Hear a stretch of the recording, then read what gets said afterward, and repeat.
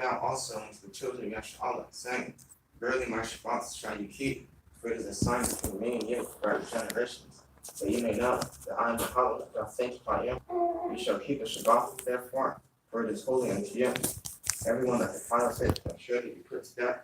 For whosoever doeth any work therein, that soul shall be cut off among the people. 6 days may work be done, but in the 7th, it is Shabbat of rest, holy to Yahweh.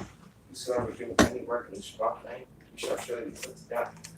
Wherefore the children of Yahweh shall keep the Shabbat, and observe the Shabbat throughout the generations, for a perpetual covenant. It is a sign between me and the children of Yahweh forever. 6 days upon the earth and earth, and on the 7th day he rested and was refreshed. Okay, so that was Exodus 31, 12 through verse 17. Tobler Turkey, weekly Shabbat service. What day of Hanukkah are we at now? Okay. We're in the 3rd day of the 10th month. 3rd day of the 10th month. Okay. This week's reading is from the end. Miketz. Torah portion is Genesis 41 verse 1 to Genesis 44 verse 17. The Torah portion is Isaiah 66 verse 1 through 24. And the Besorah is in Luke 24 verses 13 through verse 29. So this week we'll be reading about Yahweh, his rise to power, how his brother came down to Egypt seeking help from the famine, and that whole saga of Joseph dealing with his brothers for the treachery that they did against him. And as far as the new moon, the next new moon, the 11th new moon, is going to be on January 23rd to 24th in the Western Hemisphere. North, Central, South America, and the Caribbean is January 23rd to the 24th.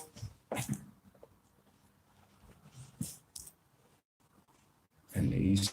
So January 23rd to the 24th is going to be the next new moon. For the Western Hemisphere, you brothers and sisters in the North, Central, South America, and the Caribbean. And for us over here in the Eastern Hemisphere, the next new moon is going to be January 24th to the 25th. Look up there, make sure that's the Eastern is 24th to the 25th, right there. The Eastern is 24th to the 25th. Now just look at the bottom. So the Western Hemisphere is January 23rd to the 24th. It's going to be the next new moon, the 11th new moon, right? Okay.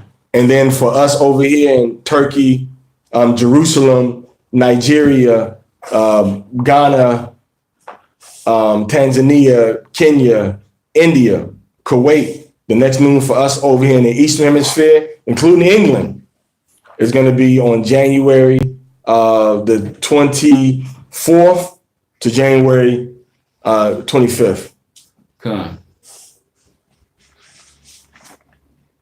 So, that being said, Mani and Wash upon you, Jerusalem, let's stand and face towards Jerusalem, and let's do Yahushua's prayer.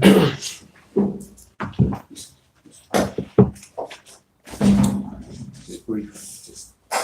Abanawa, Shabbat Shemayim, Kodash, Haya, Shamka, Yahweh, Malakwafka, Taba'ah, Ratzaka, Haya Aisha, Baratza, Kahaya, Bashamayim, Natan Lanawa, Lakam, Kal Yawam, Wasalakanawa, Kabawatnawa, Kasalaknawa, Kabawatinawa, Wala'a, Dabayanawa, Banasayawan, Abau, Hawashainawa, Manrai, Kayalaka, Hamalakwath, Waha'ala, Wahadaparat, Lawalamium, Haloya, Haloya, Haloya, Basham, Yahawashai, Amashiach, Dawada, Samyad, Aman.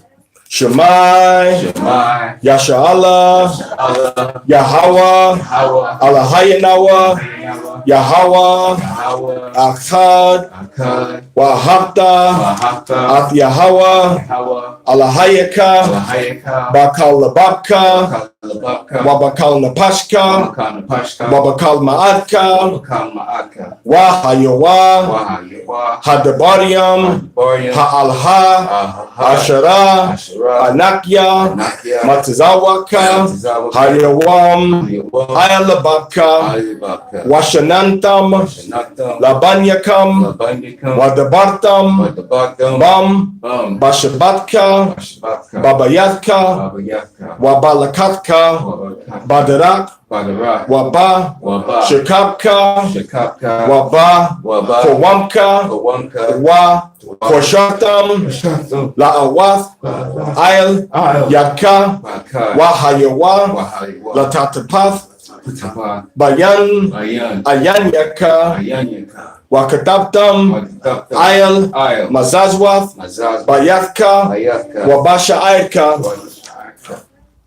Hail Israel, Yahweh our power, Yahweh is one, and you shall love Yahweh your power with all your heart, and with all your soul, and with all your might. And these words which I command thee this day shall be in thine heart, and thou shalt teach them diligently unto thy children, and thou shalt talk of them when thou sittest in thine house, and when thou walkest by the way, and when thou liest down, and when thou risest up. And thou shalt bind them for a sign upon thine hand, and they shall be as frontlets between thine eyes, and thou shalt write them upon the posts of thy house and on thy gates. Hallelujah.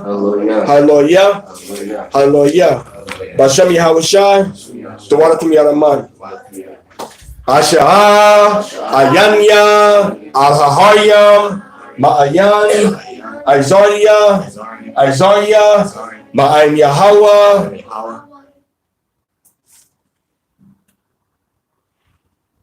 Aisha Shemayim Waratza La'a Yatan Lamawat Ragalka La'a Yanawam Shamarka Hana La'a Yanawam Wala'a Yayashan Shawamar Yashar Allah Yahweh Shamarka Yahweh Tazalka Ayal Yadyamyanka Yawamam, Hashamash, La'a, Yakaka, Wayarak, Balayala, Yahweh, Yashamar, Makalrai, Yashamar, Atnapaska, Yahweh, Yashamar, Tazaatka, Wabawaaka, Ma'aita, Wa'aid, Iwalam.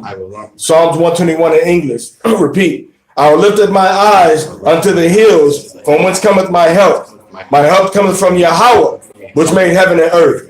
He will not suffer thy foot to be moved. He that keepeth thee will not slumber. Behold, he that keepeth Yashar Allah shall neither slumber nor sleep.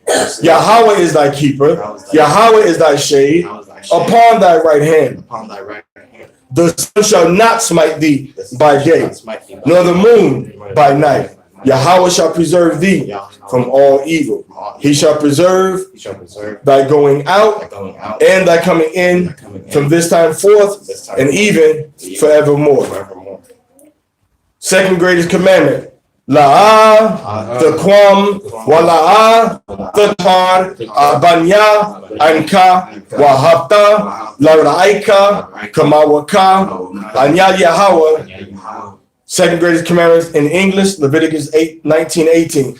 Thou shalt not avenge nor bear any grudge against the children of thy people, but thou shalt love thy neighbor as thyself. I am Yahweh. Hallelujah. Hallelujah. Hallelujah. Tawada, Damyad, Aman, Bashem, Yahweh Shai, Hamashiach. Anointing prayer. Yabarakaka, Yahweh, wa Yashamarka, Amen.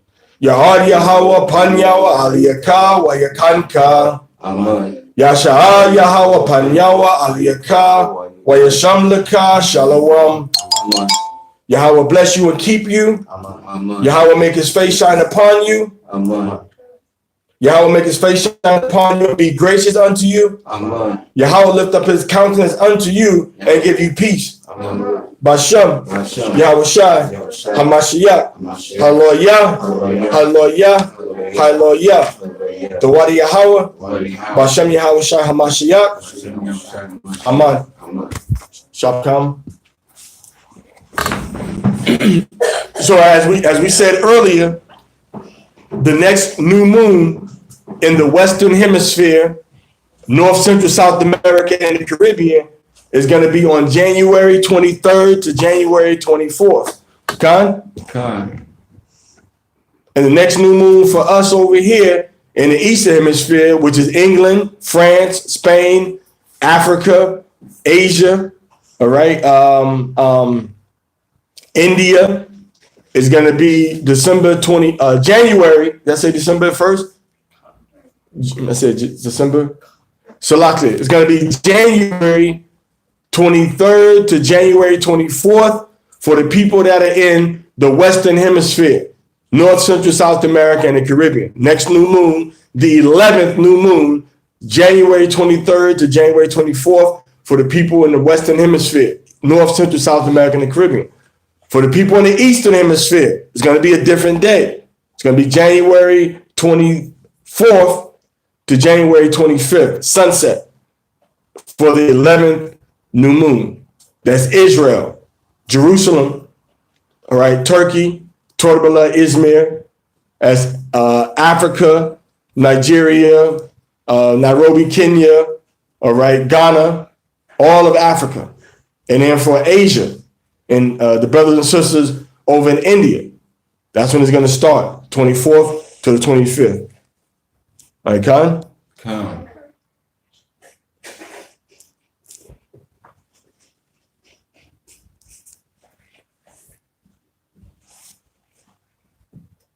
All right.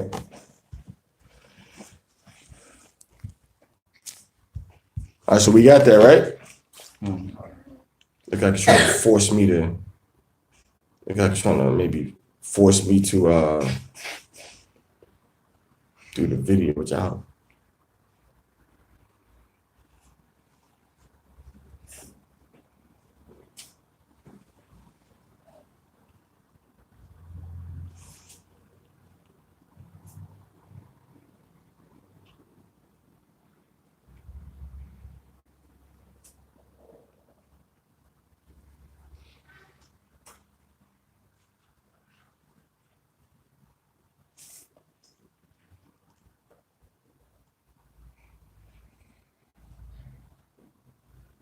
All right, so let's try this again on here.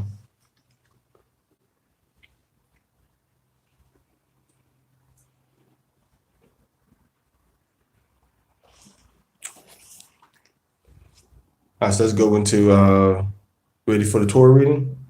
Okay. All right, so.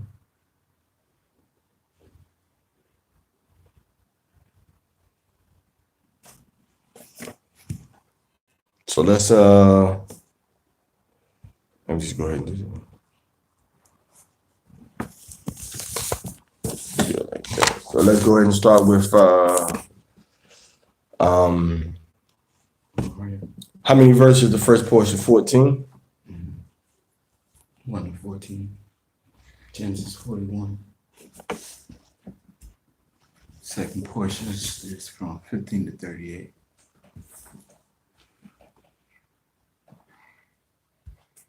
All right, so we'll do the video because it's not doing right on the audio. Just the audio, so we'll do that. We'll keep that right there. All right, come on up.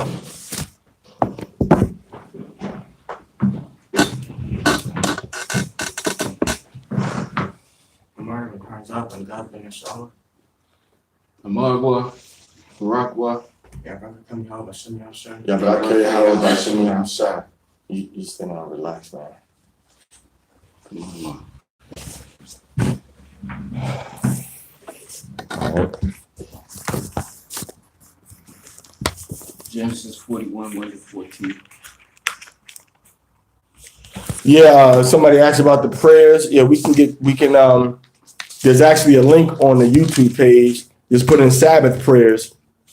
And if you go to the YouTube page or you search under the YouTube name page that we have, Banya Yasha Allah, Mashara Yasha Allah, and search for Sabbath prayers or Sabbath service, those prayers, there's videos with those prayers. Okay. Now go ahead. So we're in Genesis chapter 41, verse 1 through 14. It happened at the end of 2 years, to the day Pharaoh was dreaming that, behold, he was standing over the river, when, behold, out of the river emerged 7 cows of beautiful appearance and robust flesh, and they were grazing on the marshland. And behold, 7 other cows emerged after them out of the river, of ugly appearance and gaunt flesh. And they stood next to the cows on the bank of the river. The cows of ugly appearance and gaunt flesh ate the 7 cows of beautiful appearance and robust. And Pharaoh awoke. He fell asleep and dreamt a second time. And behold, 7 ears of grain were sprouting on a single stalk, healthy and good. And behold, 7 ears, thin and scorched by the east wind, were growing after them. Then the thin ears swallowed up the 7 healthy and full ears. Pharaoh awoke, and behold, it had been a dream. And it was in the morning, his spirit was agitated, so he sent and summoned all the necromancers of Egypt and all its wise men. Pharaoh related his dream to them, but none could interpret it. None could interpret them for Pharaoh. Then the chamberlain of the cupbearers spoke up before Pharaoh. My transgressions do I mention this day? Do I mention today? Pharaoh had become incensed at his servants, and placed me in the ward of the house of the chamberlain of the butchers, me and the chamberlain of the bakers. We jumped a dream on the same night, I and he, each one according to the interpretation of his did we dream. And there with us was a Hebrew youth, a slave of the chamberlain of the butchers. We related it to him, and he interpreted our dreams for us. He interpreted for each in accordance with his dream. It was just as he interpreted for us that it did happen. Me he restored to my post, and him he hanged. So Pharaoh sent and summoned Joseph, and they rushed him from the dungeon. He shaved and changed his clothes, and he came to Pharaoh. Verse 14. Okay.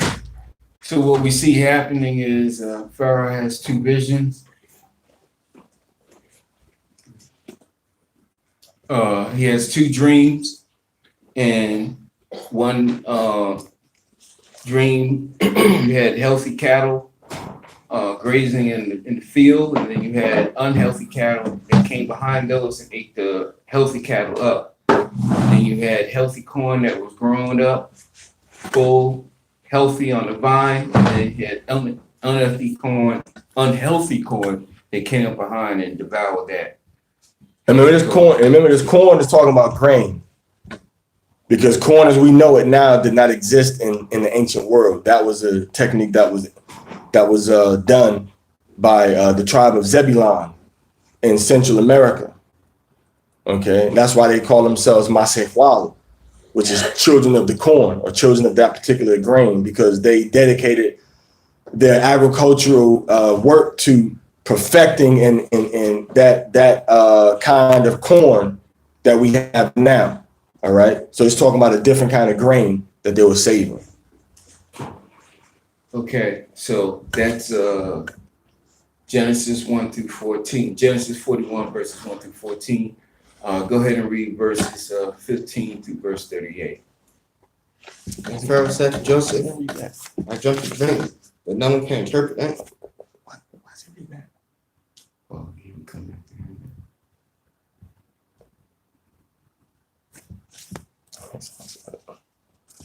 Go ahead.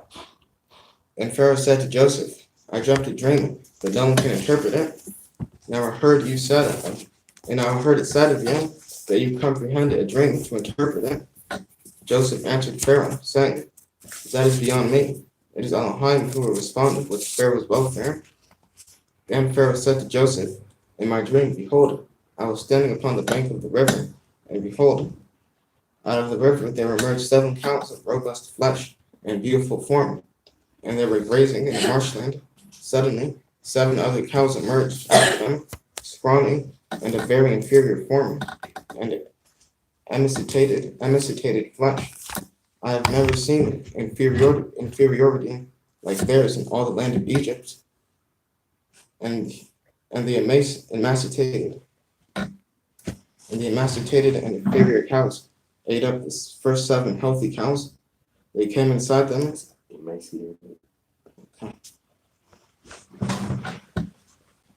They came inside them, but it was not apparent that they It's based on my skinny.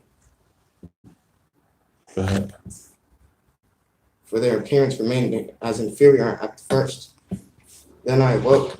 I then saw in my dream, behold, 7 ears of grain were sprouting on a single stalk, full and good. And suddenly 7 ears of grain, withered and thin and scorched by the east wind, were growing after them. The thin ears of grain swallowed up the 7 good ears. I said this to the necromancers, but none could explain it to me. Joseph said to Pharaoh, the dream of Pharaoh is a single one, what Elohim is about to do. He has told to Pharaoh, the 7 good cows are the 7 years. There are 7 years. And the 7 good years, there are 7 years. It is a single dream. Now, the 7 emaciated and bad cows who emerged after them, there are 7 years, as are the 7 emaciated ears scorched by the east wind. There shall be 7 years of famine. This is a matter. It is a matter that I have spoken to Pharaoh. What Elohim is about to do, he has shown to Pharaoh. Behold, 7 years are coming, in great abundance throughout all the land of Egypt. Then 7 years of famine will arise after them, and all the abundance in the land of Egypt will be forgotten.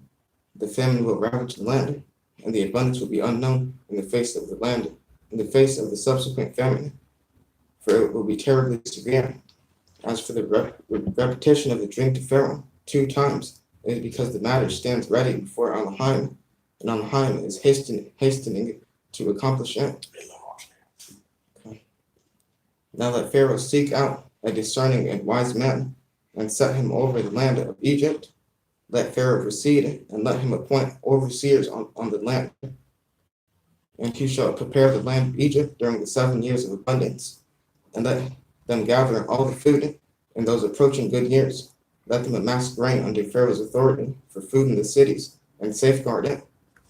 The food will be a reserve for the land against the 7 years of famine, which will befall the land of Egypt, so that the land will not perish in the famine. The matter appeared good in Pharaoh's eyes, and in the eyes of all his servants. Pharaoh said to his servants, could we find another like him, a man whom is the spirit of Elohim? That was verse 38. Okay. So Joseph is the one that's going to be the one that's going to bring forth this salvation to the people of Egypt and to the people of the children of Jacob that is still living in the land of Canaan, for the whole world, if that matter, because the famine covered all of the areas. Right? So he had the dream, the Most High showing him exactly, what to do. And in this, the Most High is, showing that we need to also be prepared, because we never know when turmoil or when chaos or when a disaster is going to strike. Are you ready? Do you got your candles? You see, do you have your weapons? Do you have your water? All right. Do you have your blankets? All right. Do you have your knives?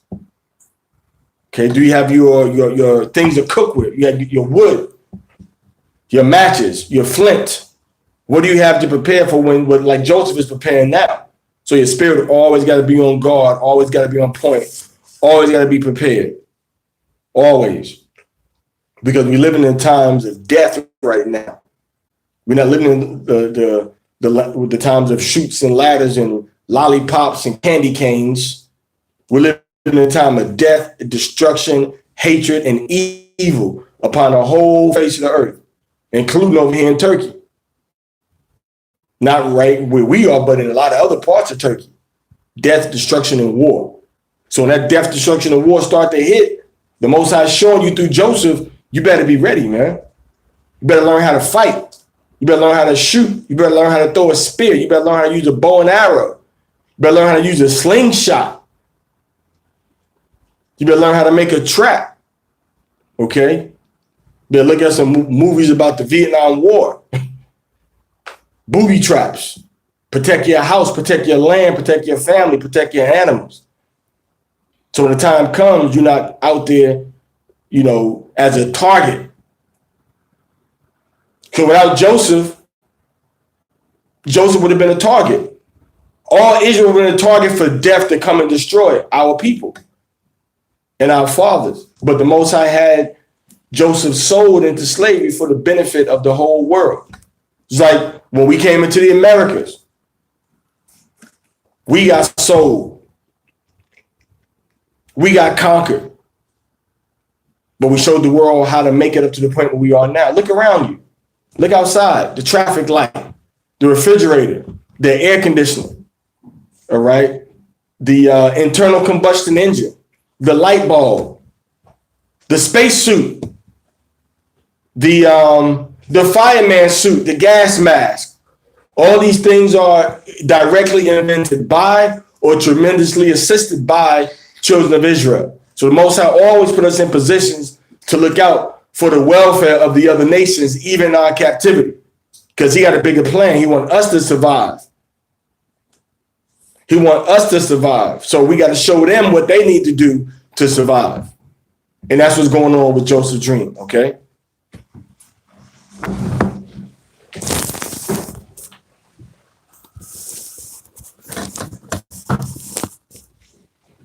Shalom, praise God, and God, inshallah. Madman, Ibrahim.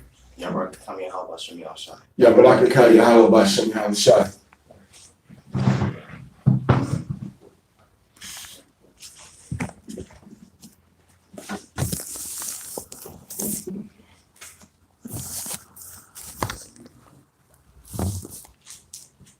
You got everything broke down? 53 to 18. 38.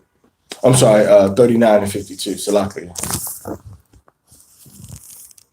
Genesis chapter 41, verse 39. Then Pharaoh said to Joseph, since Elohim has informed you of all this, there can be no one so discerning and wise as you. You shall be in charge of my palace, and by your command shall all my people be sustained. Only by the throne shall I outrank you. Then Pharaoh said to Joseph, see, I have placed you in charge of all the land of Egypt. And Pharaoh removed his ring from his hand and put it on Joseph's hand. He then had him dressed in garments of fine linen, and he placed a gold chain around it upon his neck. He also had him ride in his second royal chariot, and they proclaimed before him Avlek. Thus he appointed him over all the land of Egypt. Pharaoh said to Joseph, I am Pharaoh, and without you no man could lift up his hand or foot in all the land of Egypt. Pharaoh called Joseph's name Zaphnath-Paneah, and he gave him Asenath, daughter of Potiphar, chief of On, for a wife. Thus Joseph emerged in charge of the land of Egypt. Now Joseph was 30 years old when he stood before the Pharaoh, king of Egypt. Joseph left Pharaoh's presence, and he passed through the entire land of Egypt. The earth produced during 7 years of abundance by the handfuls. He gathered all the food of the 7 years that came to pass in the land of Egypt, and he placed food in the cities. The food of the field around each city he placed within it. Joseph amassed grain like the sand of the sea in great abundance, until he ceased counting, for there was no number. Now to Joseph were born 2 sons, when the year of famine had not yet set in. Whom Asenath, the daughter of Potiphar, chief of On, bore to him. Joseph called the name of the firstborn Manasseh, for Elohim had made me forget all my hardship and all my father's household. And the name of the second he called Ephraim, for Elohim has made me fruitful in the land of my suffering. That's verse 52. All right, so now Joseph got exalted, but he didn't get the big head. He going through Pharaoh's chariot, but he's still staying humble, right?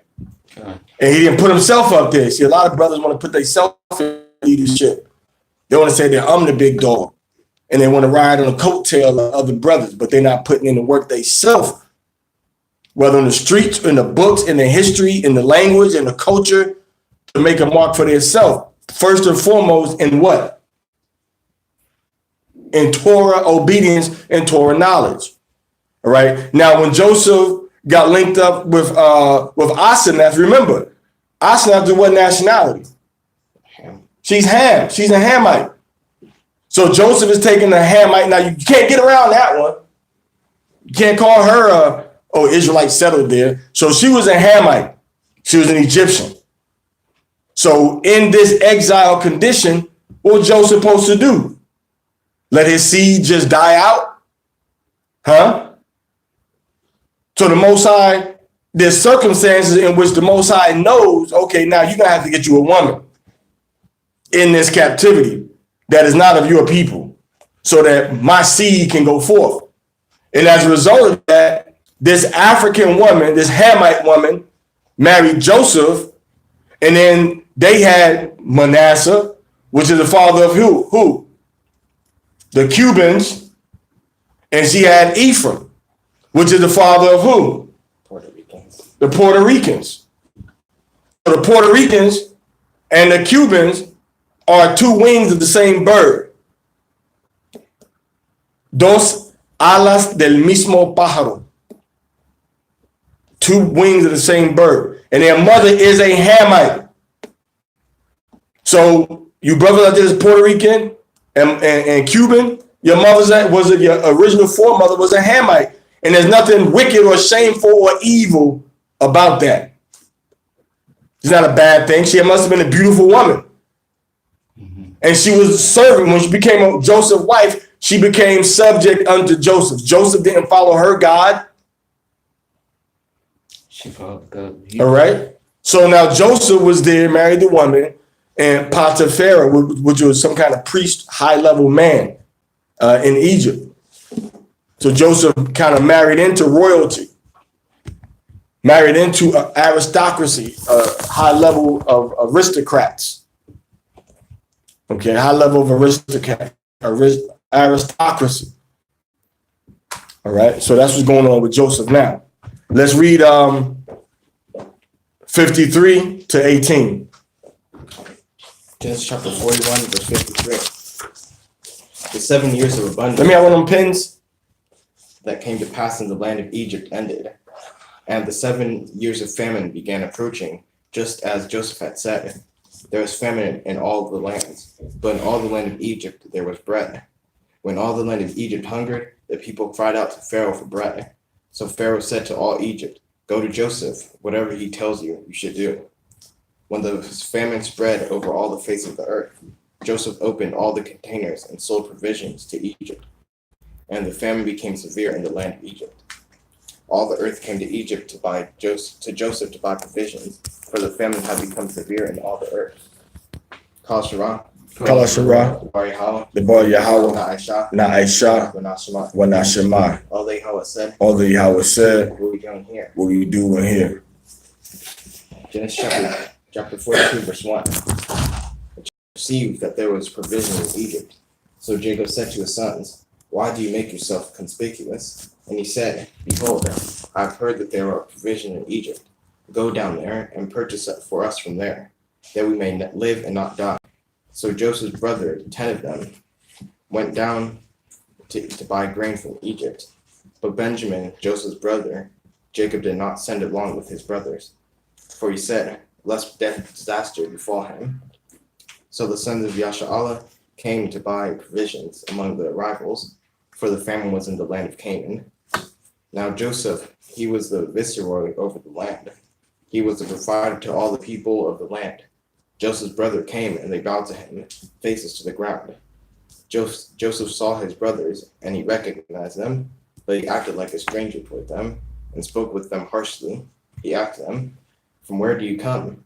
And they said, "From the land of Canaan to buy food." Joseph recognized his brothers, but they did not recognize him. Joseph recalled the dreams that he had dreamt about them, so he said to them, "You are spies. To see the land's nakedness have you come?"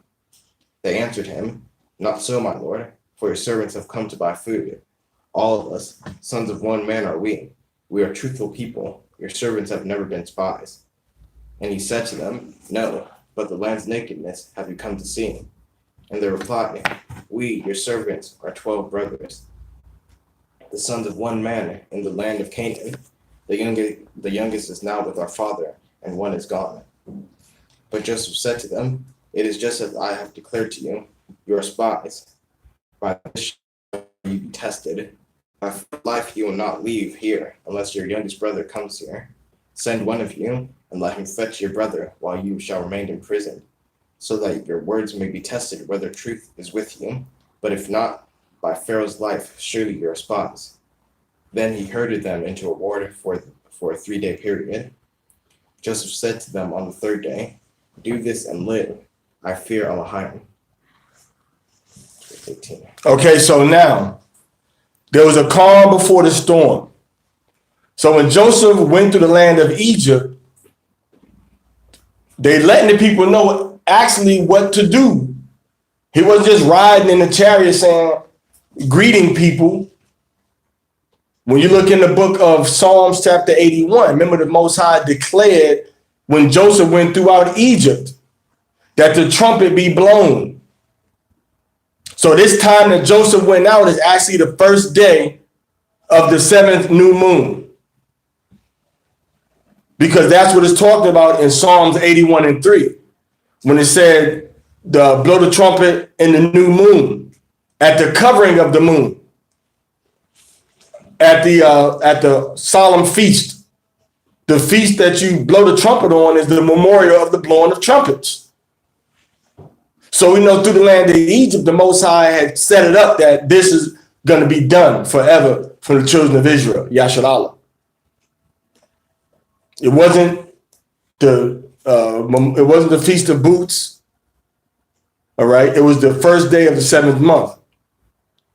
When it says time appointed in most of the English Bibles, and it says new moon in some of the Hebrew Bibles, in the Hebrew it says kasah, which means to cover, to conceal, right? So now we see that sometimes we got to go down to the Gentiles and buy what we need when times are hard. That's what our father Jacob Yaakov is doing. Joseph being the viceroy means that Joseph is second in command of all of Egypt, an Israelite man. And this is the same thing we see happening with brothers like Malik Ambar, who was second in charge of the empire, a great empire in India. All right, in the Deccan period, the Deccan area. He was in charge of a great empire near there. He was an Israelite man. All right, he's a great warrior and politician. All right, and a general. All right, they brought him from Ethiopia, passed through the Middle East first, then came there as a slave. Now Joseph, his brother said, we are 12 brothers. So they still remembering Joseph, not knowing that Joseph is sitting in front of them, showing you how Joseph looked like the Egyptians and he looked like his brothers, but time had passed so much, and he's wearing a wig. All right, they wear different kinds of eyeliner and the jewelry. Because they ain't seen Joseph in over 17 years, right? Something like that. They ain't seen Joseph in a few years, like he's like a whole different person. All right. And they ain't looking at him hard in the face, because you look at a king hard in the face, he's gonna take it the wrong way. All right, he's gonna take it the wrong way. So we see that these are the truths that we have to realize, that Joseph was a brown-skinned man. Might have been light brown, might have been dark brown. We don't know, but we know he wasn't white, because the Egyptians weren't just one shade of brown; they were different shades of brown. All right.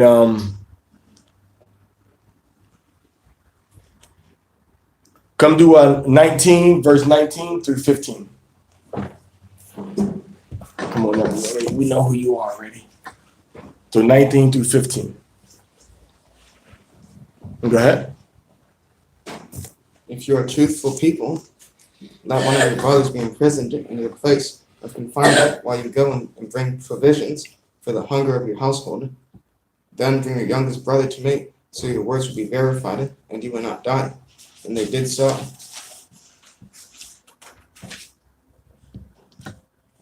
They then said to one another, indeed, we are guilty concerning our brother, inasmuch as we saw his heart felt anguish when he pleaded with us, and we paid no heed. That is why anguish has come upon us. Reuben spoke up to them, saying, did I not speak to you, saying, do not sin against the boy? But you would not listen, and his blood as well, behold, is being avenged. And they did not know that Joseph understood, for an interpreter was between them.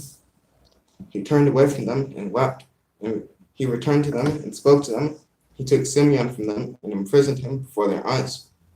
Joseph commanded that they fill their vessels with grain and return their money, each one's to his sack, and give them provisions for the journey. And he did so for them. And so he did for them. Then they loaded their purchase onto their donkeys and departed from there. When one of them opened his sack to give feed to the donkey at the inn, he saw money, and behold, it was in the mouth of his sack. And he said to his brothers, my money has been returned, and behold, it too was in my sack. And their hearts sank, and they turned trembling one to another, saying, what is this the Elohim have done to us? Then they came to Jacob their father in the land of Canaan, and they told him of all that had happened to them, saying, the man, the Lord of the land, spoke harshly to us, and considered us as if we were spying out the land. But we said to him, we are truthful men, we have never been spies. We are 12 brothers, sons of our father. One is gone, and the youngest is now with our father in the land of Canaan. Then the man, the Lord of the land, said to us, by this will I ascertain whether you are truthful people. One of your brothers, leave with me, and what is needed for the hunger of your household, take and go. And bring your youngest brother to me, so I would know that you are not spies, but truthful people. I will restore your brother to you, and you will be free to circulate about the land. Then, as they were emptying their sacks, behold, every man's bundle of money was in his sack. And they and their father saw the bundles of money. They were terrified. Their father Jacob said to them, I am the one whom you bereaved. Joseph is gone, Simeon is gone, and now you would take away Benjamin. Upon me it is all fallen. Then Reuben told his father, saying, you may slay my 2 sons if I fail to bring him back to you, but put him in my care, and I will return him to you. But he said, my son shall not go down with you, for his brother is dead, and he alone is left. Should disaster befall him on the journey which you take, then you will have brought down my honorees and sorrow to the grave. Kal Shara, Devar Yahweh, Na'ashah, Nashemai.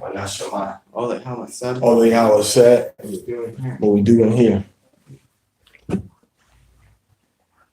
The famine was severe in the land. When they had finished eating the provisions which they had brought from Egypt, their father said to them, go back, buy us some food. But Judah told him, saying, the man sternly warned us, saying, do not see my face, unless your brother is with you. If you are ready to send our brother with us, we will go down and buy you food. But if you do not send it, we will not go down.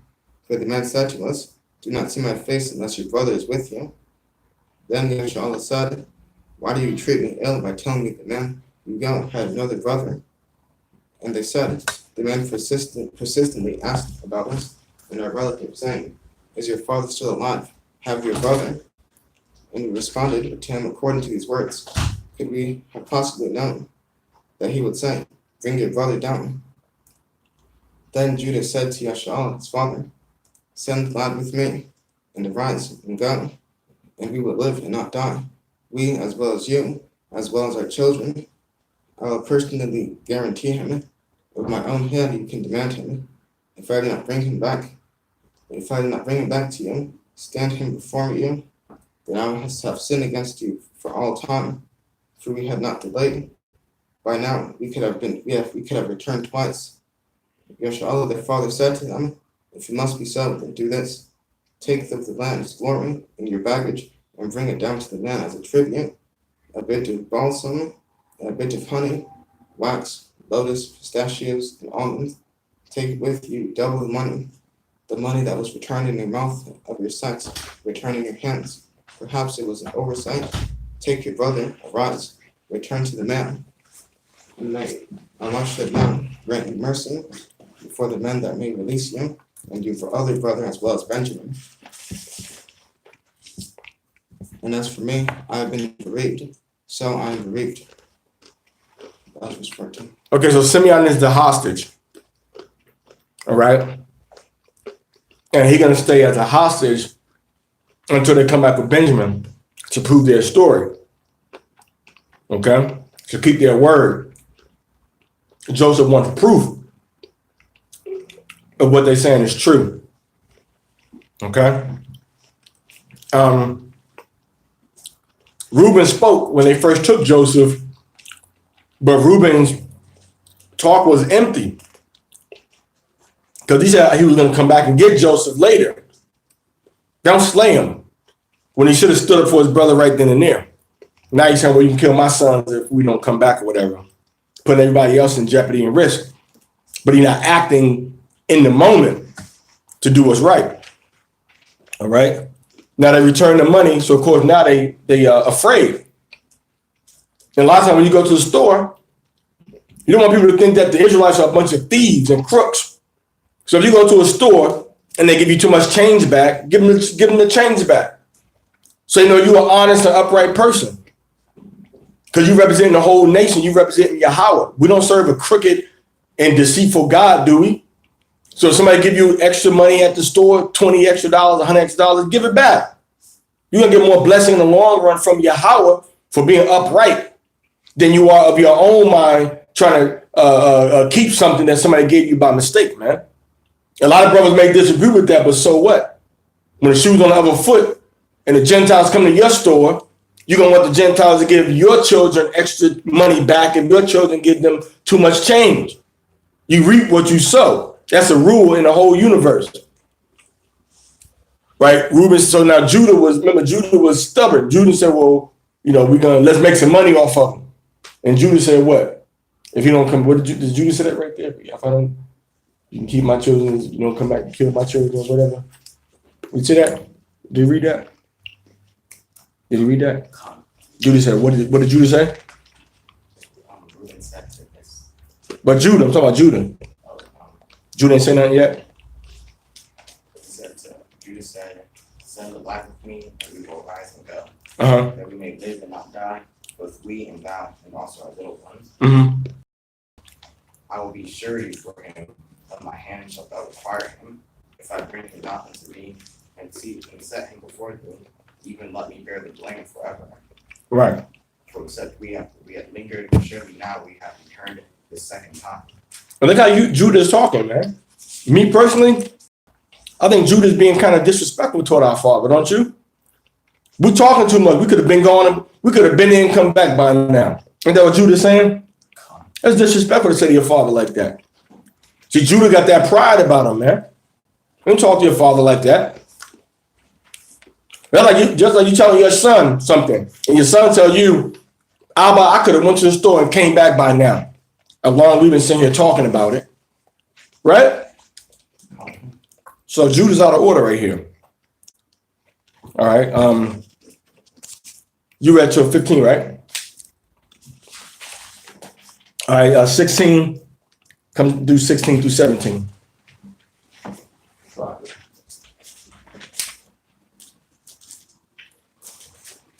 The next chapter is verse 17. You know you already. 16 through 17. Genesis chapter 43, verse 16. Joseph saw Benjamin with them, so he said to the one in charge of his house, bring the men into the room, have meat slaughtered and prepare it, for with me will these men dine at noon. The man did as Joseph said.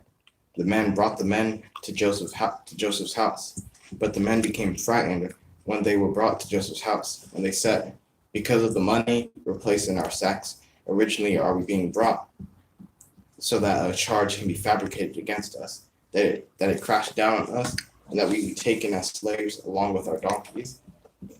They approached the man who was in charge of Joseph's house and spoke to him at the entrance of the house. And they said, if you please, my lord, We had indeed come down originally to buy food, but it happened when we arrived at the inn and opened our sacks, that behold, one's money was in the mouth of his sack, and it was our money in its full amount. So we have brought it back in our hand.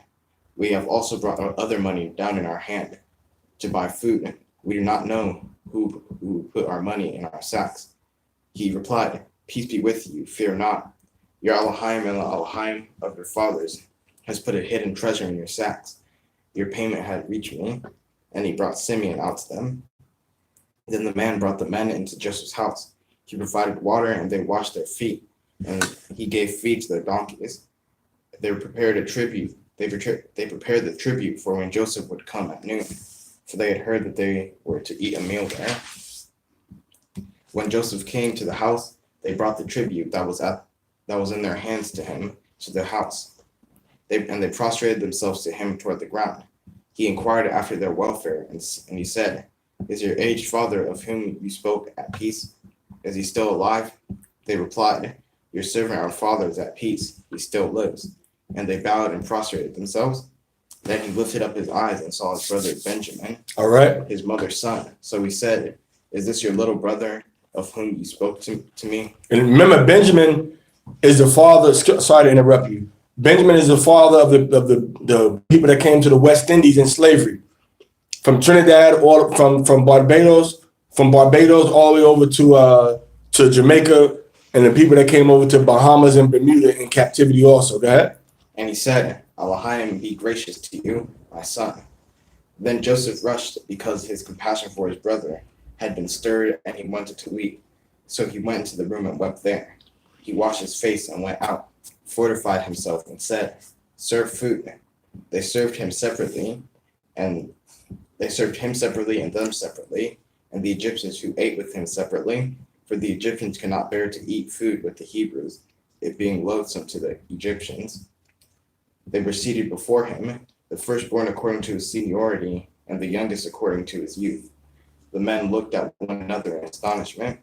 He had portions that had been set before him, served to them, and Benjamin's portion was 5 times as much as the portion of any of them. They drank and became intoxicated with him.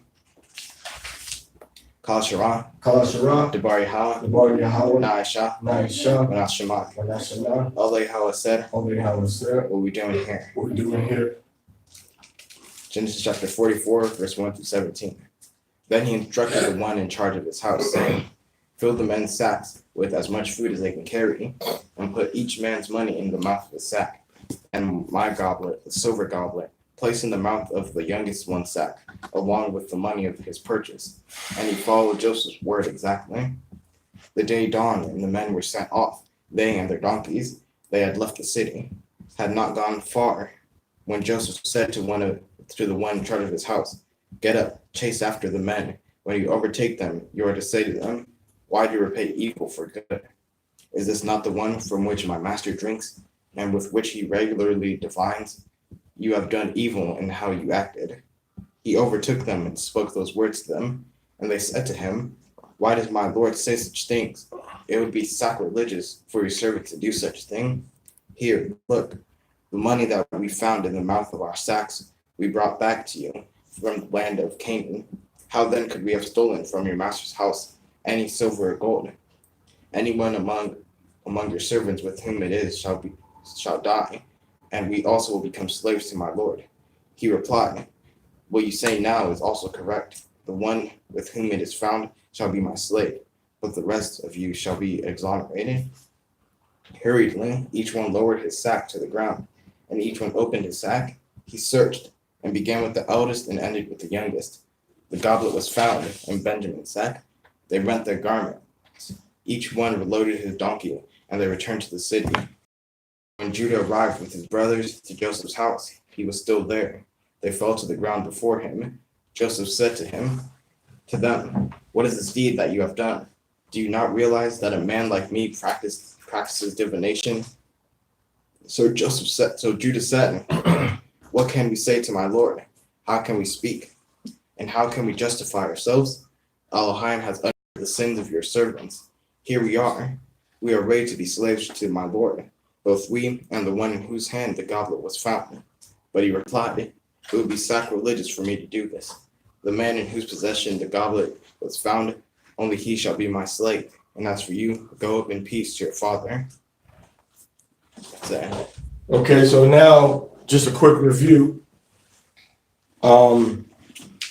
We see that one, the Egyptians were about to kill some fresh meat.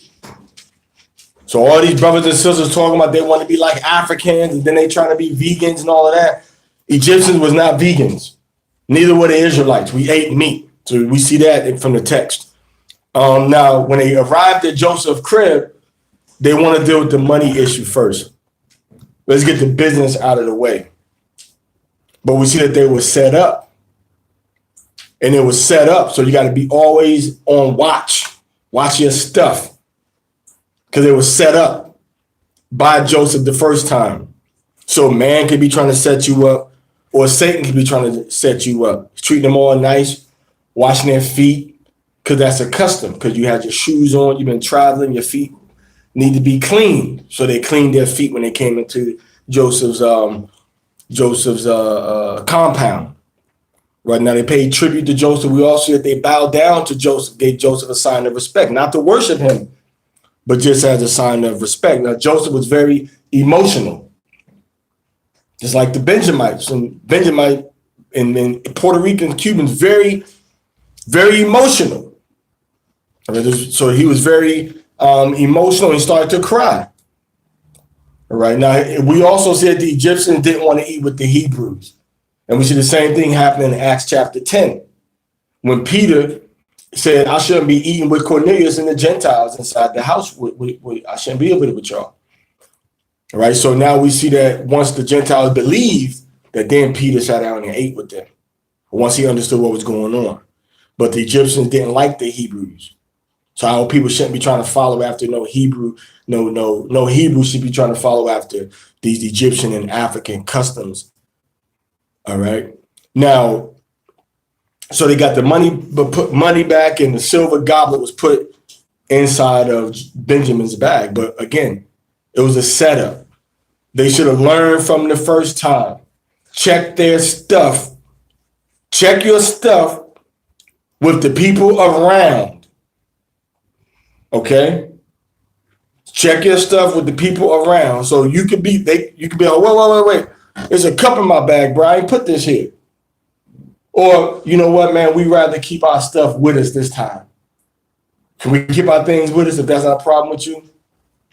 And show them, take an inventory of what I got before you take my stuff. So anything that's there, after I get my stuff back, you know I didn't do it. You see that? So you have to be wise and learn from these different types of situations. Okay, I need to take your bag, sir. We need to go inspect and check your bag. All right, well, look at my bag now with me here. So you can see what's in it. We can look at it right here. You see what I'm saying?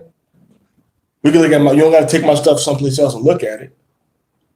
So if they was thinking about how to avoid the situation might have been a little better. All right. So they say then they open their mouth too much, the same way that open their mouth too fast, the same way Jacob did with Laban. Whoever you find with the idol, you could kill him. Ain't that what he said? But it was his wife that had the idol, which was Rachel, which is who? Benjamin and Joseph's mother. So the brothers should have learned, the brothers doing the same that Jacob did. Don't always be so quick to say, well, if so-and-so is guilty, if you find something, you can kill the person and we be slaves. That's what they said. You can kill them, but you don't know who got it. Jacob said the same thing to Laban, and he could have gotten in a lot of trouble for that. He could have lost his wife. All right.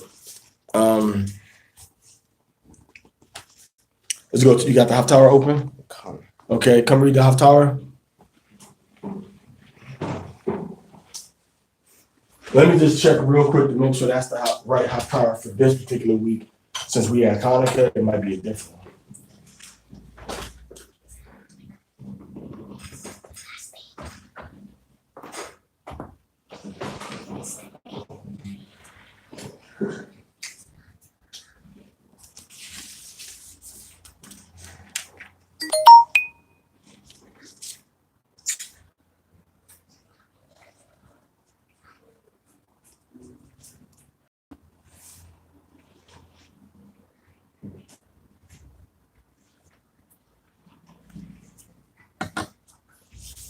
Let's go ahead and read that. Isaiah 66, 1-24. Let's go ahead and read that. Yeah, right here. First Kings. Hmm? This one's First Kings 3:15. Is it?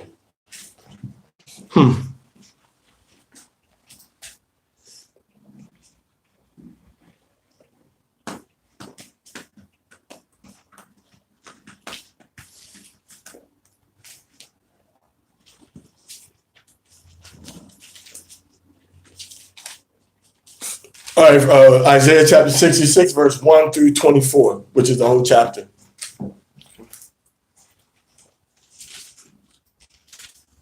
So when we read these things, we see that there's lessons that we can learn also from what's being done, to avoid different mistakes.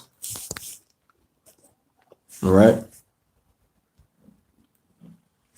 Go ahead. Thus saith Yahweh, the heaven is my throne, and the earth is my footstool. Where is the house that you build unto me? And where is the place of my rest? For all those things hath mine hand made, and all those things have been, saith Yahweh. But to this man will I look, even to him that is poor, and of a contrite spirit, and trembleth at my word. He that killeth an ox is as if he slew a man. He that sacrificeth a lamb, as if he cut off a dog's neck. He that offereth an oblation, as if he offered swine's blood. He that burneth incense, as if he blessed an idol. Yea, they have chosen their own ways. Their soul delighteth in their abominations. I also will choose their delusions, and will bring their fears unto them. Because when I called, none did answer. When I spake, they did not hear. But when they did evil before mine eyes, and chose that in which I delighted not, hear the word of Yahweh, ye that tremble at his word, your brethren that hated you, that cast you out for my name's sake, that Yahweh be glorified, and ye shall appear to your joy, and they shall be ashamed. A voice of noise from the city. Yeah, Joseph was cast out, but then his brothers are going to end up being ashamed of what they did. But it ended up being good for them because now everybody's going to have the grain and survive through the famine. Go ahead. A voice of noise from the city, a voice from the temple, a voice of Yahweh that rendereth great recompense to his enemies. Before she travailed, she brought forth. Before her pain came, she was delivered of a man-child. Who hath heard such a thing? Who hath seen such things? Shall the earth be made to bring forth in one day? Or shall a nation be born at once? For as soon as Zion travailed, she brought forth her children. Shall I bring forth to the birth, and not cause to bring forth, saith Yahweh? Shall I cause to bring forth, and shut the womb, saith Yahweh? Saith Amahim, rejoice ye with Jerusalem, and be glad with her. All ye that love her, rejoice for her, with her. Rejoice for joy with her. All ye that mourn for her, that ye may suck and be satisfied with the breast of her consolations, that ye may milk out and be delighted with the abundance of her glory. For thus saith Yahweh, behold, I will extend peace to her like a river, and the glory of the Gentiles like a flowing stream. Then shall you suck, ye shall be born unto her sides, and be dandled upon her knees. As one whom his mother comforteth, so will I comfort you, and ye shall be comforted in Jerusalem. And when ye see this, your heart shall rejoice, and your bones shall flourish like an herb, and the hand of Yahweh shall be known toward his servants, and his indignation toward his enemies.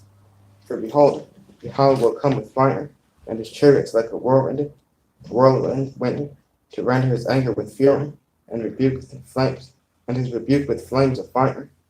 For by fire and by his sword will Yahweh plead with all flesh, and the slain of Yahweh shall be many. See, right now the Egyptians, the Babylonians, the Gentiles are in control, but Yahweh is going to turn the tables. And Joseph is being oppressed right now. And Joseph's rulership is just a puppet government, but he's doing a good job. But the Most High is going to overturn the rulership of the Gentiles and bring Israel to the top. Go ahead.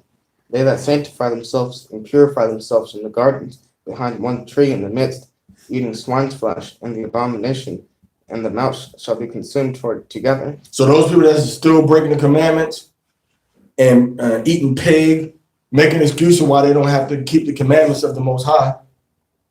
All right, chitlins, pigtails, all these things are against the Bible, man. Go ahead. For I know their works as their thoughts, and their thoughts it shall come. So your works and your thoughts, man.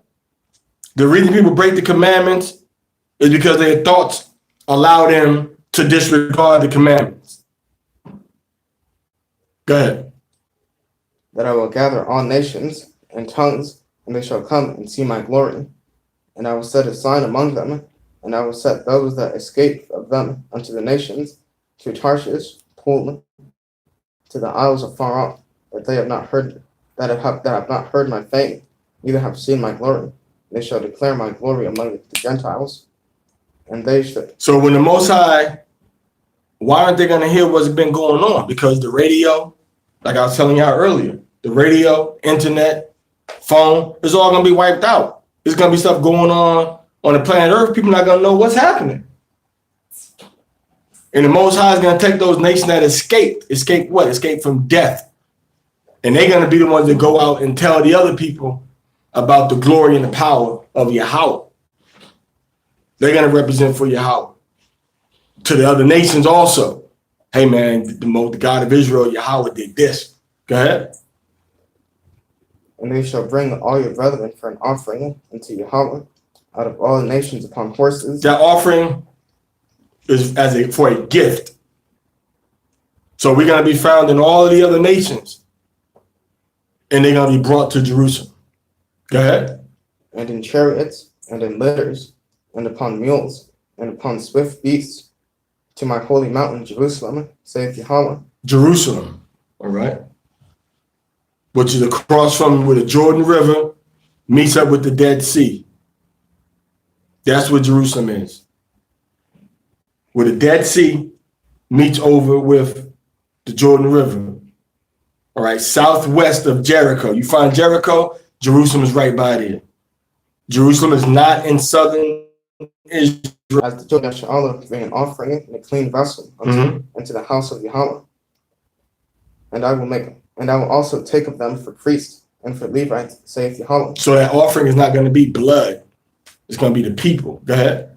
For as the new heavens and the new earth, which I will make, shall remain before me, saith Yahweh, so shall your seed and your name remain. So Yasha'Allah is going to become like the priest, like the Most High promised us in Exodus 19:6. You shall be unto me a kingdom of priests. Go ahead. And it shall come to pass that from one new moon to another. From one new moon, which is what we in now. We're in the third day of the new moon. From one new moon to the next new moon. Go ahead. And from one Shabbat to another. From Sabbath to Sabbath, which is every 7 days. Go ahead. Shall all flesh, Israelites and Gentiles, read, come to worship before me. Everybody's going to come and bow down before Yahweh. Korah, saith Yahweh. And they shall go forth and look upon the carcasses of the men that have transgressed against me. So those that have transgressed are going to become carcasses. What does that mean? Dead flesh. The Most High going to smite their flesh. And their spirit is going to be put into the lake of fire for breaking the commandments. Doesn't matter if it's your best friend or if it's you. Those that transgress the Most High's commandments will get punished. Period. No exception, no excuse. Read. For their worms shall not die, neither shall their fire be quenched, and they shall be an abhorring unto all flesh. That's 24. All right. All right, so now let's get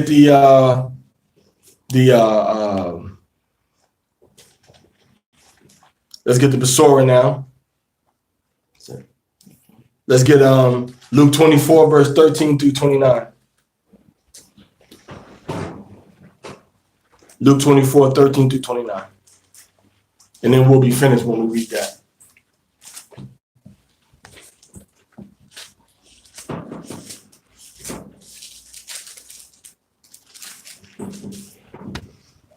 Chapter 24, verse 13 through 29. Okay. And behold, Two of them went that same day to a village called Emmaus, which was from Jerusalem about 80 furlongs. And they talked together of all these things which had happened.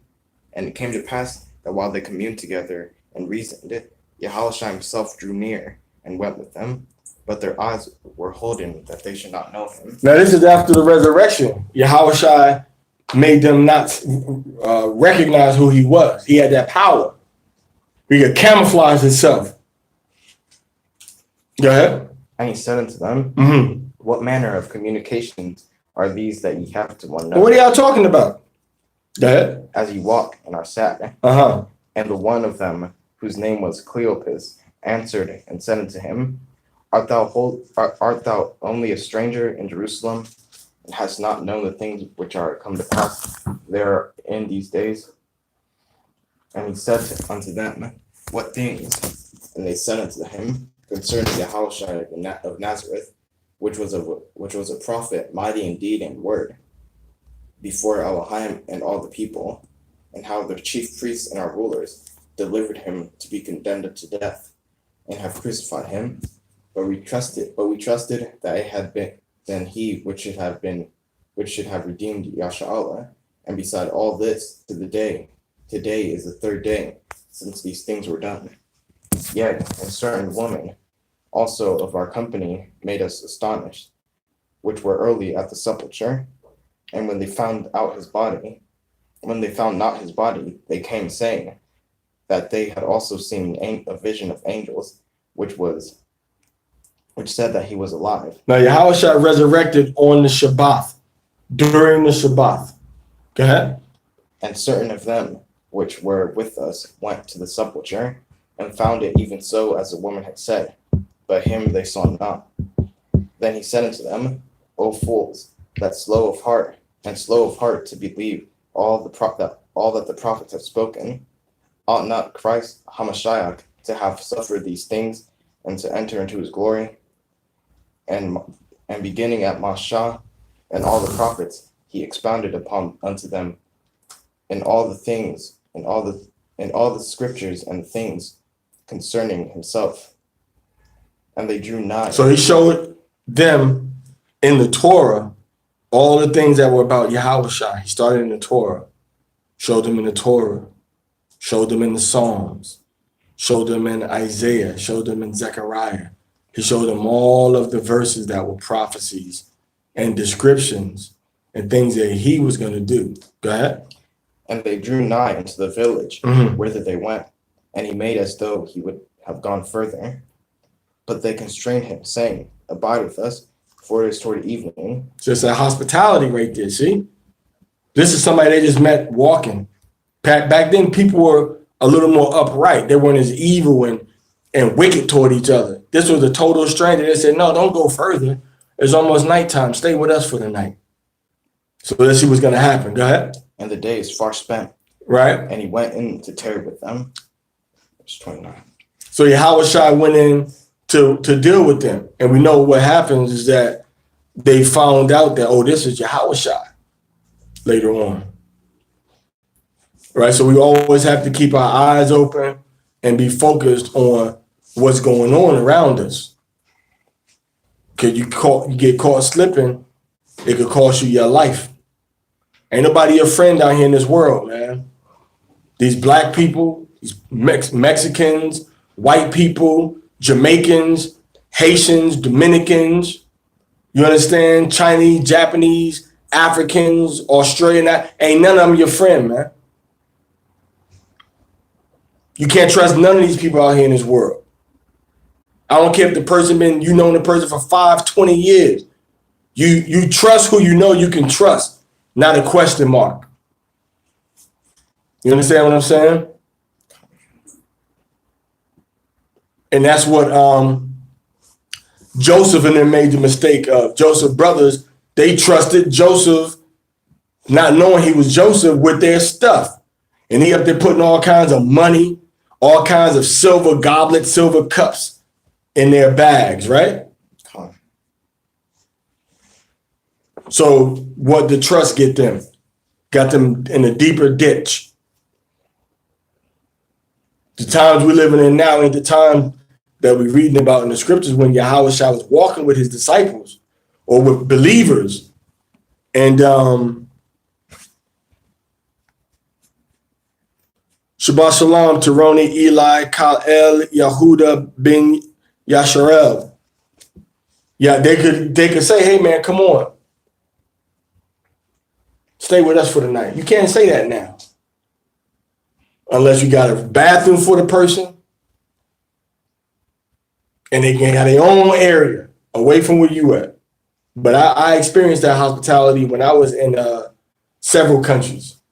People just saying, hey man, come and stay with us. You know, most of all in Mexico, experienced it a lot in Mexico. Just, hey, stay with us in our house. Okay? But you got to be careful now because these times are different. Now you go to some place like the Pashtun Wali over in Afghanistan. Okay, they got a different code of hospitality. All right? So Joseph is an example. Benjamin, all right, Judah, Reuben, what happened to them is an example. But if you in a similar situation, you got to respond in a way that's going to be safe and beneficial and righteous and upright. So you don't get caught out there slipping. Because this world is cold, man. These streets is cold out here. Somebody stab you in the back just to see what it feels like. Not because they hate you, but not because they need to or you did something wrong to them. So if you look at a person, how is their walk with the Torah? How is their walk with the Most High? What is their character like? You got to prove a friend first. You can't just trust somebody because they say, oh, I'm a Hebrew Israelite, and you trust in that person. Oh, I believe in God. I believe we the 12 tribes of Israel. You can't trust a person just because they tell you that. What's your work? What are your fruit? The scripture says, don't be quick to give somebody credit. The scripture says, if you get a friend, you got to prove that friend first. Prove them meaning that they are indeed a good person. You see that? You understand that? So if you learn these lessons based on what we see in the scriptures, look at Joseph, man. Don't forget this whole story, and it's enough to almost make you cry. This whole story we're reading about is about these Israelite men were so hateful and envious of their brother and how Yahweh was using him that they wanted to murder him. And then Judah, so-called Black Americans, father, said, no, let's not murder him. Let's sell him as a slave and let's make some money off of him. That's what this is about. Joseph thought he could trust his own brothers, but his own brother's heart was wicked against him. See, when people give you these signs that they hate you, you got to recognize these signs, man. Joseph should have recognized the signs of his brothers and told his father, like, look, if I go there, man, it might be some problems because they act like they hate me. Oh, don't worry about it, Joseph. Well, let me take some people with me. You see that? Khan. The brother said, real talk. Let truth be, and even more so with your family. Yeah, because we had a conversation about that earlier too, right? About your family. Your own family that turn their back to Yahweh, man. Everybody ain't your friend. And everybody that come from the same womb, got the same granny as you, ain't your family. Who is your brother and your sister, your mother and your father, except them that do the will of the Father, man? That's what Yahweh said.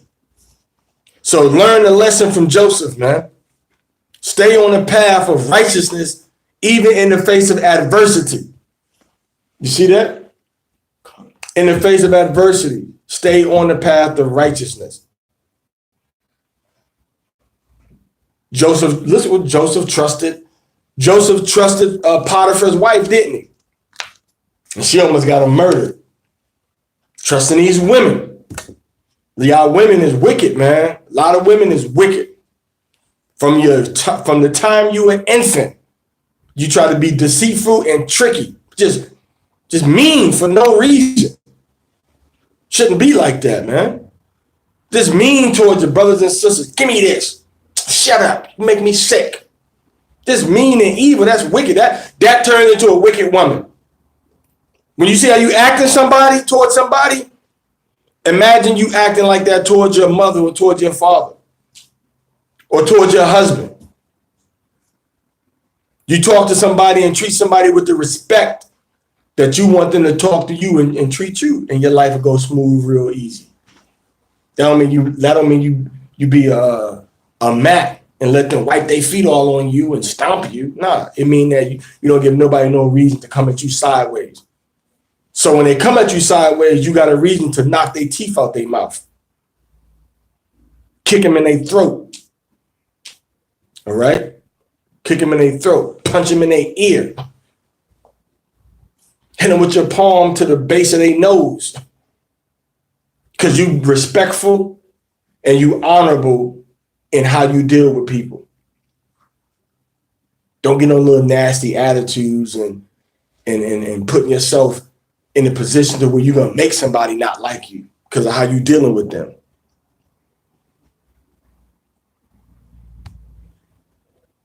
Your Matthew 10 say your foe is going to be of your own household.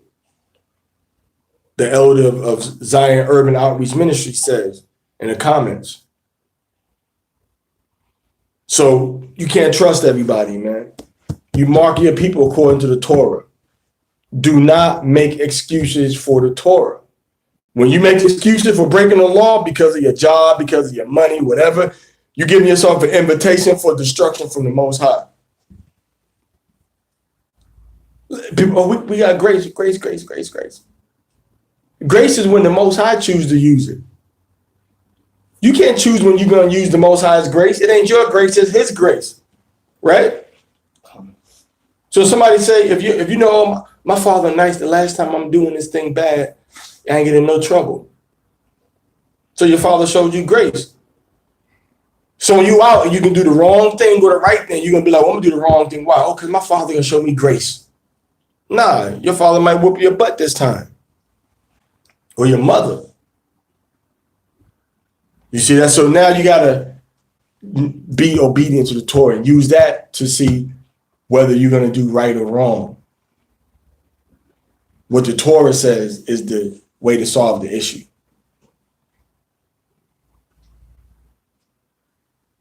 So Joseph was trusting of Pharaoh's wife. He almost got killed for it. Joseph trusted the butler and the baker. You know, they left him hanging. At the end of the day, who made it happen at the end of the day? What two people, when we read the story, what two people made everything happen that happened? What two entities? Huh? Pharaoh. Pharaoh couldn't tell what his dream meant. What two entities made it happen? No. Who made it happen? Joseph. Period. Everything happened according to what Joseph trusted in Yahweh and what Yahweh wanted. So at the end of the day, ain't about nobody else. Ain't about no teacher, no elder. Ain't about nobody but you and Yahweh when the chips fall. All right? When the chips fall. All right? When it's about you and Yahweh. When everything goes down, it's between you and the Most High. All right? So what is your relationship and your walk with the Most High and trust in Him and let Him guide your path? In all your ways you acknowledge Him and He shall direct your ways. If you trust Him with all your heart and don't lean to your own understanding. All right? So we're dealing with going back to Joseph and that woman. The Most High shows us, and Eve from the beginning, I'm going to say all women. All women have that evil in their spirit that they have to contain, and they have to learn how to check it from a youth. All right? Just like all men. You see that? All men got that evil and wickedness in their spirit, like they got from who? Adam. Got from Adam. So don't forget that. If you from Adam's seed, you got that wickedness in you. Say, yeah, it's all women, sister. It's all women, and it's all men, if that make you feel better, but you shouldn't have to appease people because they can't interpret or receive things the way that it's meant. All women have the capacity to do the same thing that Eve did. And it was Adam that the Most High dealt with and gave that authority. It was Yahushua that the Most High showed, I'm gonna be merciful to Israel through your sacrifice. Look at the Bible. We got a lot of evil women in the Bible, a lot of evil men, even more evil men. But the evil women kind of stand out a little more. Why? Because their spirit's supposed to be under the man and more meek and quiet. Man is supposed to be a man and he do his wickedness. But a woman's supposed to guide her family and her children in righteousness and obedience, even when the man is off. Because she's supposed to be the what to the man? The help meet to the man. So if the man go off and the woman go off, everybody going off. So if I'm working for you and you doing something wrong, I'm not gonna follow you and doing something wrong that's gonna cause the whole building to collapse. I'm gonna say, if we do this building gonna collapse. I'm not gonna work with you and then help you destroy the building. And then when the building is destroyed, I'm gonna sit back and say, see, it's your fault. No, it's my fault too. That's why the scripture says that a wise woman is gonna build up the house and the foolish woman is gonna tear it down. But we're dealing with the woman specifically. We're dealing with the woman specifically. And the reason I can say that, man, you know what I'm saying, is because I've raised daughters and I've raised sons. So I'm talking about what I see, and I grew up with my male cousins and I grew up with female cousins. So I know what I see. I'm not in denial. A lot of y'all people in denial about the nature of men and the nature of women. Right? People in denial. Okay?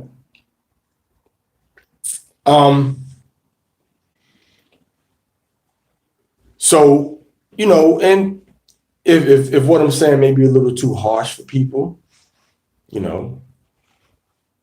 not meant to hurt nobody's feelings, but this is the reality that we have to deal with as people. That there's certain ways that things have to be. Anybody that's raised sons and raised daughters, they know the difference between the two. They know the difference. But on a flip side, you're not going to find the woman's going to be more nourishing, more compassionate, more understanding, more loving than the man is going to be when it comes to dealing with the household and dealing with the children. But this is the thing, see, I can say a statement like that, right? Ain't nobody going to come and say, please don't say all women about that one. So they'll accept the good stereotype, but they don't want to accept the other flip side of it. You see what I'm saying? But people are people at the end of the day. Only thing that can clean a man's ways is going to be the word, the laws, the commandments of Yahweh, and the blood of Yahweh Shai HaMashiach. That's the only thing that'll clean up the woman and clean up the man. Nothing else. Nothing else is going to clean them up. Nothing else is going to bring them back into obedience to Yahweh, Bashem Yahweh Shai. Nothing else is going to give them eternal life. So at the end of the day, what I'm saying and what you're saying is really pointless. I'm just here to help you understand. Agree or disagree. But the choice is yours. Whether you're going to throw out the baby and the bathwater together, whether you're going to believe what I'm saying and get out your emotions and your feelings and do what the scriptures say to do. You know? Judah was wrong. All 12, all 11 sons were wrong. All of them were wrong. You see? All of them were wrong.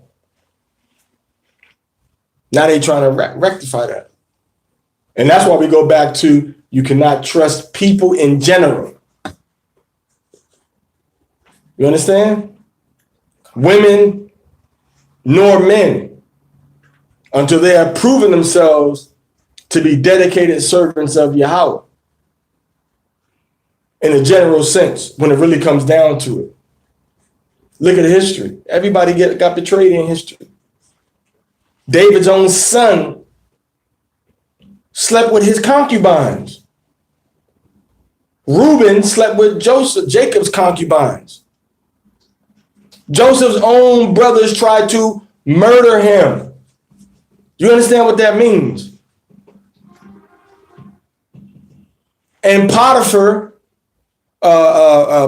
wife, she said Joseph tried to rape her. So yeah, we're talking about that context. But on the flip side, Joseph got him a good one. When he got Asenath, she's the mother. She's a Hamite, African, so-called African, but Hamite, Kamiath, mother of the Puerto Ricans and the Cubans. So these are the lessons, that the Most High shows us that we have to be calm before the storm. He shows us to calm. And we see that that the ants and the wise man gather when? In the summertime. So that when the wintertime comes, they're ready. They're ready when the wintertime comes. That's what we see happening with Joseph. He telling people, look, here's the 7 years, the proverbial summertime. Now, when the wintertime comes, the 7 years of famine, we're going to be ready. So he's setting everything up now. So when he set things up, he's gathering now. That's what you need to be doing. Gather the resources now. Because the things that we're going to need are not always going to be available to us. Them things we need ain't going to always be there for us. So you got to gather now and know how to do these things now.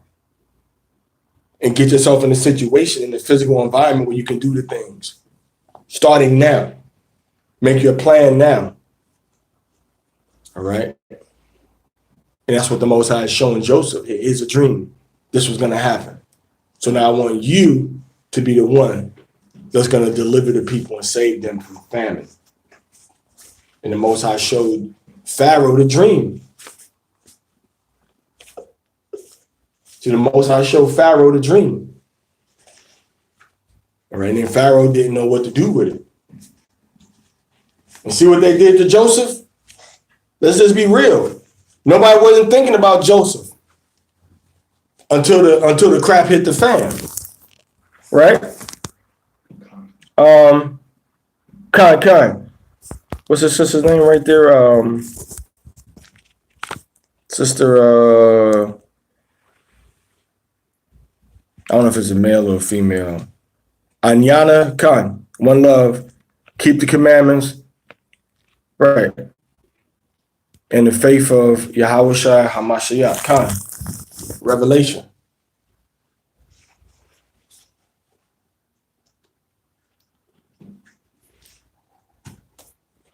What was I saying?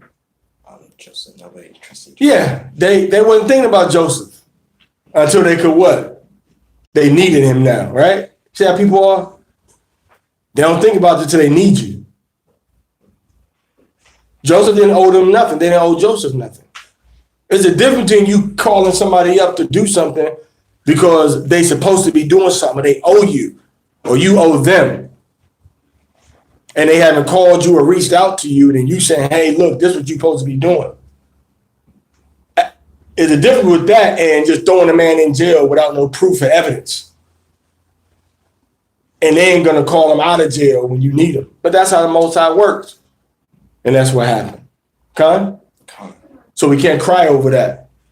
So we got to put ourselves in a position to always be spiritually ready to be used, especially in knowing how stuff operates, how the Most High does things in the scriptures. So when there's a problem, you may be in a position to step forward and to serve your people, to help your people, or even bigger, the world avoid a big problem. Okay?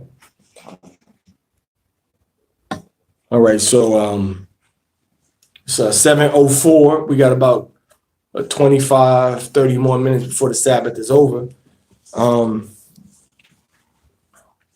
We've been going for about an hour and some change, hour and 36 minutes. Pretty good timing.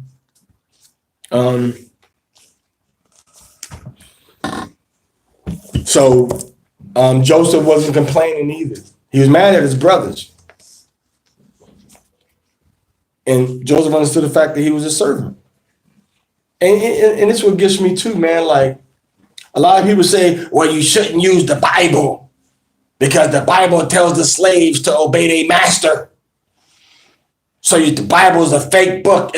Well, what culture on the planet Earth taught their slaves to disobey them? None of them. Every culture teaches the slaves or the people that's owned to obey their masters. In Africa, in China, all right, in Burma, all right, or Myanmar, Thailand, India. It's only when you get to the Edomites from Europe that came from Europe that you find a whole different kind of slavery. But in biblical time, yes, the servants had to obey their masters. It's just a reality of life.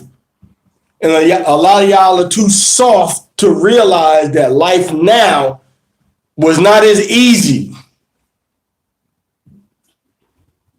as it is now. Life now was not always as easy as it is now. Life was hard in the time of the Bible. You had gladiators, people that were kidnapped or sold because they were taken in war and made to fight animals, made to fight other men to the death.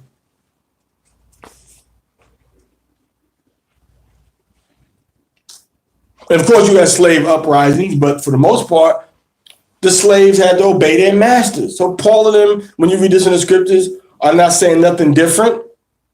Look in the Torah in Leviticus chapter 25. You see a whole chapter about obeying people that are possessing you or owning you. For a Hebrew, you could even own a Hebrew for his whole life when his 7 years was up. When his 7 years expired, and then he said, you know what? I still want to obey my master. I still want to live with my master. And that person had to go to their master's house, and they got a hole put in their ear. And that signified, you know what? With the sewing oil, I'm going to serve this man. I belong to him. You see, so that's a reality. So we're not in some fantasy world, oh, everybody's equal and everybody's nice. Nah, he that got the power controls. Period. So the owners and masters back then, slavery wasn't like it is, like it was in America. You were doing normal stuff. You might have to clean out an outhouse. The same things that you would have to do for yourself, but maybe not want to do it. Regular stuff. Go cook the food. The man owns you. He took you in war. He owns you. He tell you to go cook. He tell you to go out in the field and go plant some seeds. What you gonna tell him? No. Then you die. A lot of people say, well, I would have rather died than be a slave. Okay, well, what's the problem now? See, and this was killing me, Ariashan. People say, well, I would have rather died than be a slave. I wouldn't done what they said to do. Well, how come these the same people that saying, well, I got to work on the Sabbath, so I can't keep the Most High? Won't you die? Won't you die now? You see that? How you gonna say you would have died as a slave when you living in a time when it's easier to obey the Most High and you still being disobedient? Nah, you wouldn't have died as no slave. You would have been doing whatever he said the master or his wife said to do. John Williams, what's going on? You see? So we can't live in, make up some fantasy, some type of fantasy world. You had to obey what the master said to do. As every culture, including Egypt. You're not going to find anywhere where that didn't exist. And then a lot of our people now are being drawn to it. Oh, well, we got it. There was no culture on the planet Earth that had where the creation started with a female. I think God is a woman, somebody told me. Where's that at? See, this modern people nowadays are just crazy, man. You won't find no place in the whole history of the universe where they had a female creator God in any major culture that we had interactions with. Okay.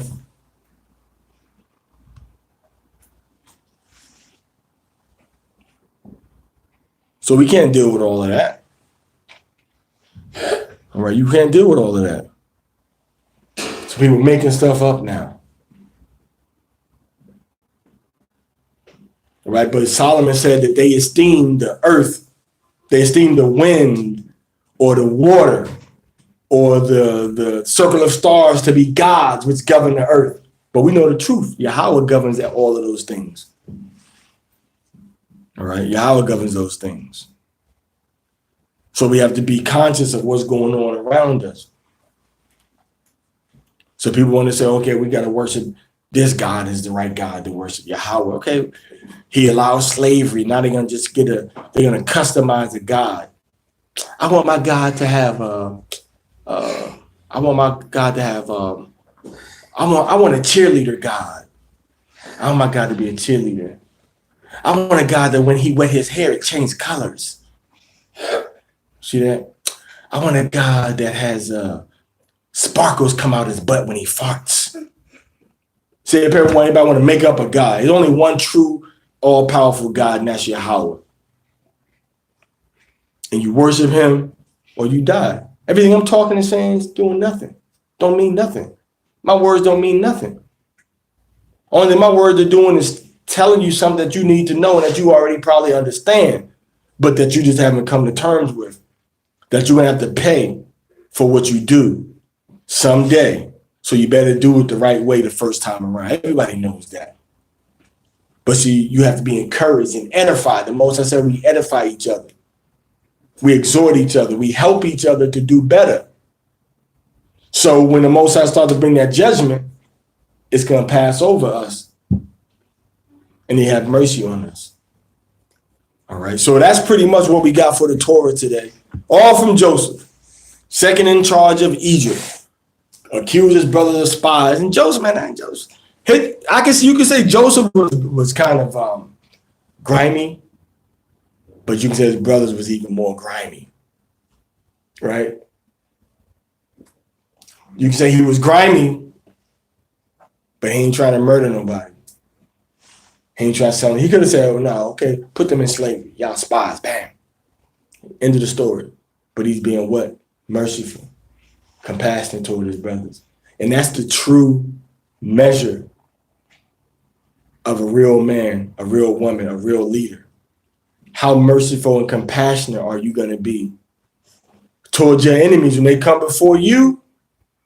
And now you got the power to do to them what they did to you. Anybody saying let somebody just walk all over you every time, all the time. But at some point, you have to exercise mercy and compassion. Because if you want mercy, you got to show yourself to be what? Merciful.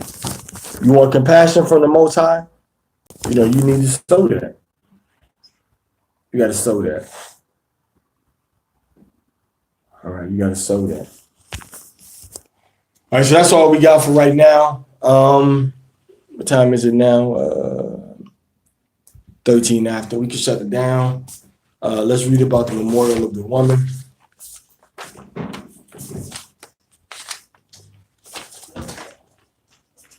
All right. right, here you go, Mario.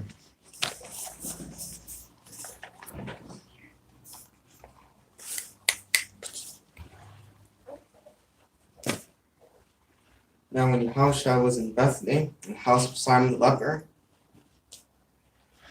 there came unto him a woman having an alabaster box of very precious ointment, and poured it on his head as he sat at meat. Mm-hmm. But when his disciples saw it, they had indignation, saying, Right. To what purpose is this waste?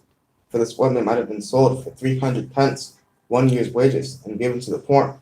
When Yahushua understood it, he said unto them, Why trouble ye the woman? For she hath wrought a good work upon me. For ye have the poor always with you, but me ye have not always. For in that she hath poured this ointment on my body, she did it for my burial. Verily I say unto you, wheresoever this gospel shall be preached in the whole world, there shall also this that this woman hath done be told for a memorial of her. Con. All right. All right, Amadwa Sabbath, Amadwa, Barakwa, Yabrakaka, Yahweh, Bashem, Yahushai, Kom Yahweh, Kom Yahweh, Kom Yahushai, Kom Yasha'Allah, Kom Yasha'Allah, Kom Yasha'Allah, Hallelujah, Hallelujah, Hallelujah. Yadi Mata, Amadwa Sabbath, Akwati Amadwa Sabbath, Amadwa, Barakwa, Yashamar Khan Yahweh Bashem Yahushai, Kom Yahweh, Kom Yahushai, Kom Yasha'Allah, Kom Yasha'Allah, Kom Yasha'Allah, Hallelujah, Hallelujah, Hallelujah. All right. All right, so we finished right now. All right, all praise to the Most High, the God of Abraham, Isaac, and Jacob, that sent his only begotten Son to die and give his life for us on Calvary, Golgotha, so that we would have eternal life and not have to suffer in the burning lake of fire for our disobedience. So return to the Most High power, Yahweh, return to his laws, commandments, and his statutes, and return to his Son, Yahweh Shai HaMashiach, as the Messiah, the Savior, the way, the truth, and the life.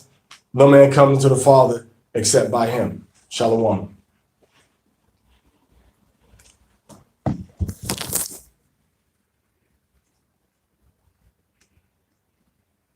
All right. Okay, YouTube. All praise to the God of Abraham, Isaac, and Jacob, Yahweh. All right. Return to his commandments, his laws, and his statutes. Return to his Son, Yahweh Shai. All right. You have any questions, feel free to comment on here or to email, all right, to banyaunite@gmail.com. Shalom Lakam. Much love to you all.